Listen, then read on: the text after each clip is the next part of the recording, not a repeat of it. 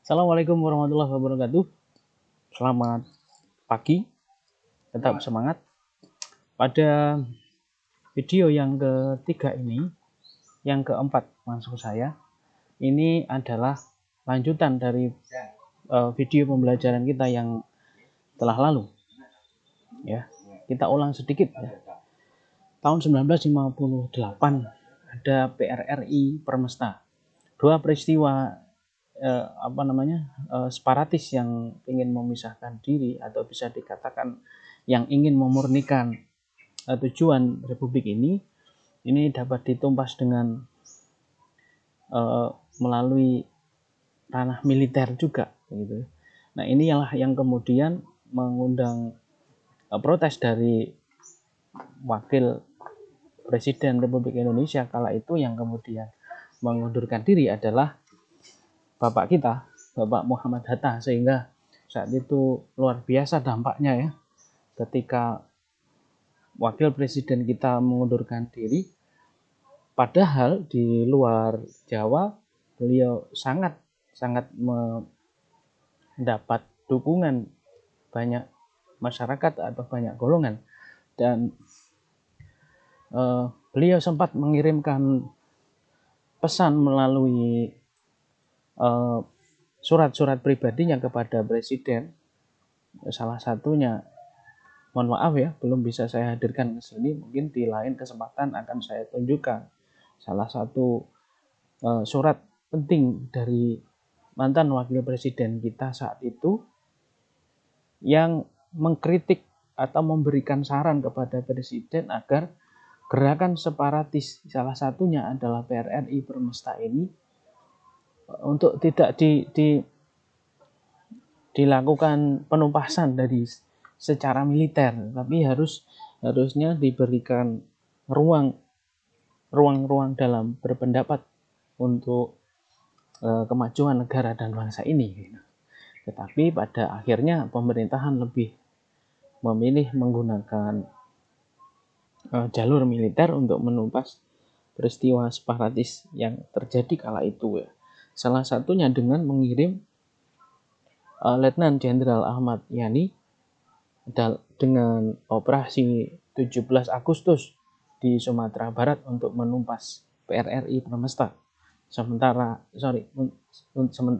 untuk Permesta di Manado, Sulawesi, ini digunakan operasi penumpasan juga dari secara militer dengan nama Operasi Merdeka.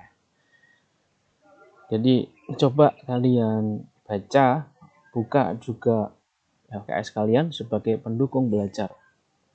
Selanjutnya, setelah gagalnya konstituante dan dibubarkan oleh presiden dengan mengeluarkan dekret presiden 5 Juli 59, maka saat itu dimulailah pula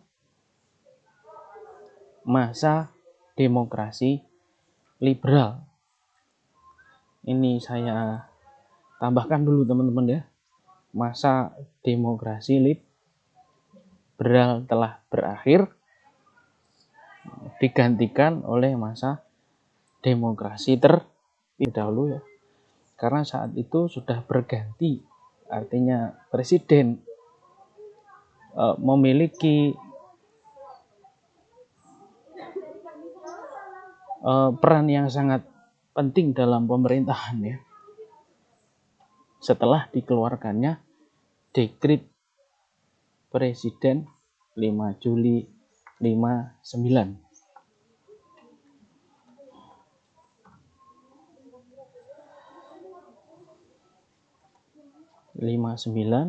Sampai dengan 67. Ya, saya ulangi.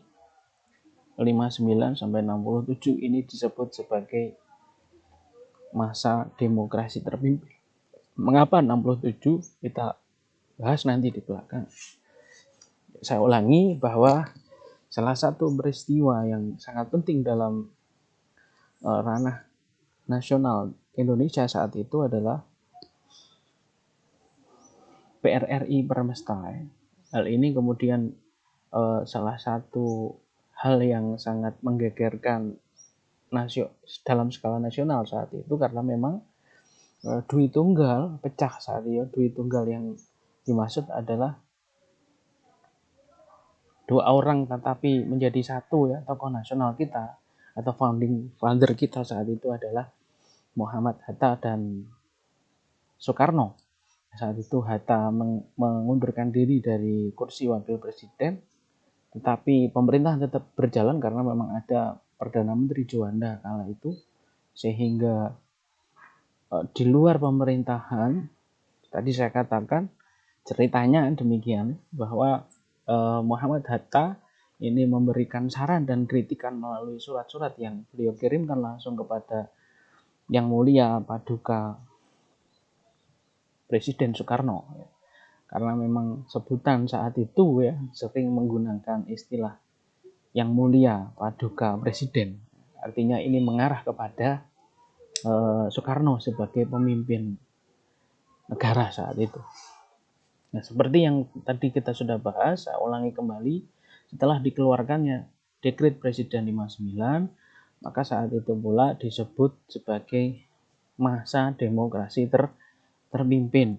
Ini dikeluarkannya dekret menandakan awal masa demokrasi terpimpin. Karena apa? Karena presiden memiliki kewenangan penuh dalam menjalankan pemerintahan dan negara. Sehingga tidak ada lagi perdana menteri, ya, yang memerintah negara dan menjalankan pemerintahan ini Yang Mulia langsung. Artinya yang memimpin saat itu adalah Soekarno.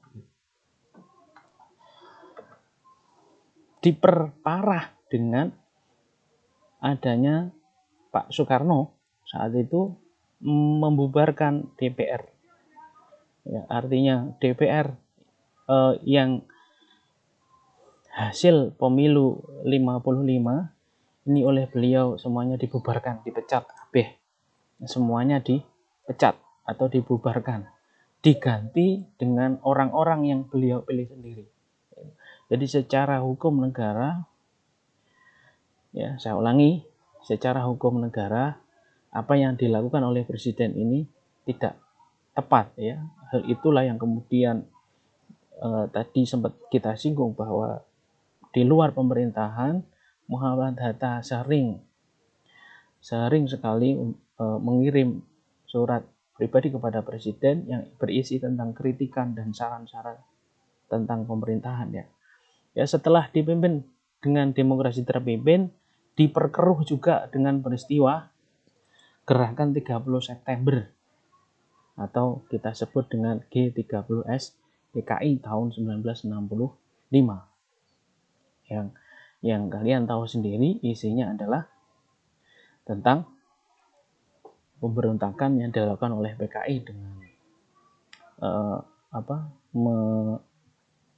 menumpas atau kemudian memberikan isu Dewan Jenderal bahwa seolah-olah ada jenderal-jenderal Angkatan Darat yang akan melaksanakan kudeta terhadap presiden. Sehingga oleh karena itu PKI sebagai partai negara atau partai pemenang pemilu keempat 55 wajib untuk mengamankannya. Sehingga banyak petinggi Angkatan Darat yang kemudian diculik oleh PKI. Nah, yang ini disebut dengan peristiwa G30S PKI. Nah, singkat ceritanya, kenapa hal itu muncul? Yang pertama kita lihat ke bawah dulu, ya. Doktrin atau kemudian dalam bahasa halusnya adalah pelajaran atau bentuk pemikiran dari presiden saat itu adalah Nasakom, ya, nasionalis, agama, dan komunis yang menjadi pilar utama dari negara ini kala itu, yang kemudian dikeluarkan oleh Presiden Soekarno.